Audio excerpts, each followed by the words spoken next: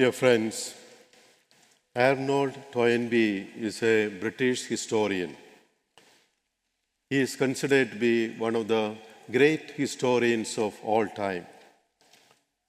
The greatest achievement of Arnold is a 12-volume work called A Study of History.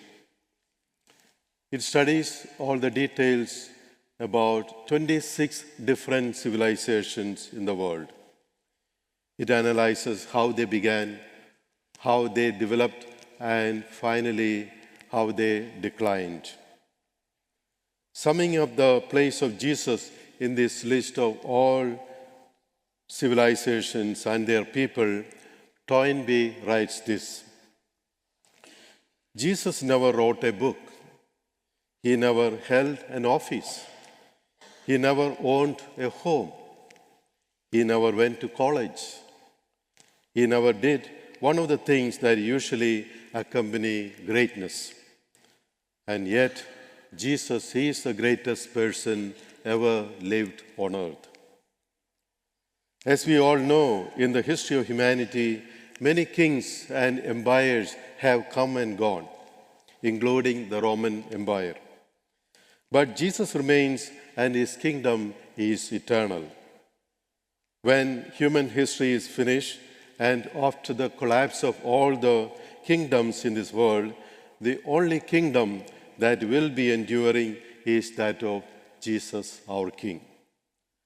That's the teaching of the book of Daniel and the gospel today. Another famous historian, James Hefley, writes this about Christ. 20 centuries have come and gone, and today Jesus is the centerpiece of human race. And all the kings that ever ruled put together have not affected the life of man upon earth as powerfully as had that one solitary life. And that solitary figure is Jesus of Nazareth. Dear friends, unlike other kings and empires, the kingdom of Jesus is not about castles and military battles. It is about the spiritual liberation of human soul from worldly attachments and setting us free to be the person God created us to be. Jesus gives us the truth about our present life and future life as well. And his truth will always set us free. That's why the Lord said to Pilate, "My kingdom does not belong to this world, and everyone belongs to the truth, listens to my voice."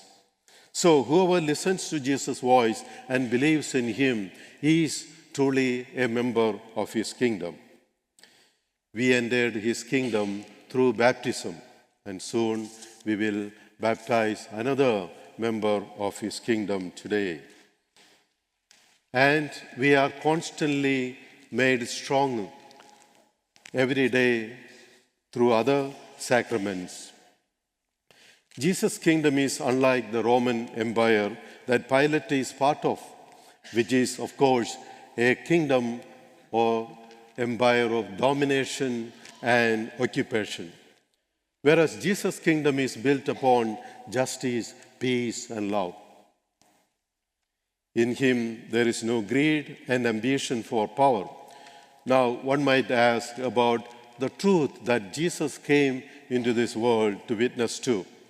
As he mentioned earlier, here truth is not just factual knowledge or data of information, but it is embodied in Jesus himself.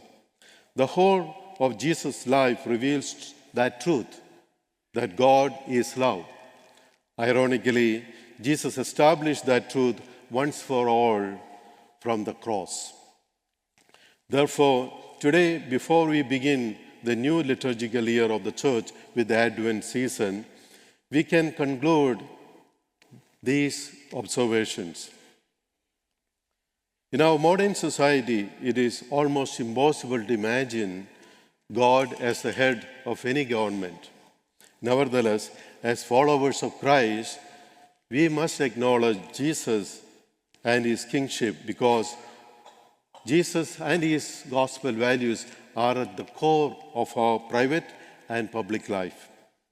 And that means not merely giving a lip service as nominal Christians, but a life of Christian principles. That brings us to today's feast of Christ the King. It serves as a kind of grand finale to the entire liturgical season. As such, it invites us to do two things. First, it invites us to honor Jesus as the Lord and King of the universe and of all human history. Second, it invites us to express that honor in a practical and personal way in our daily lives.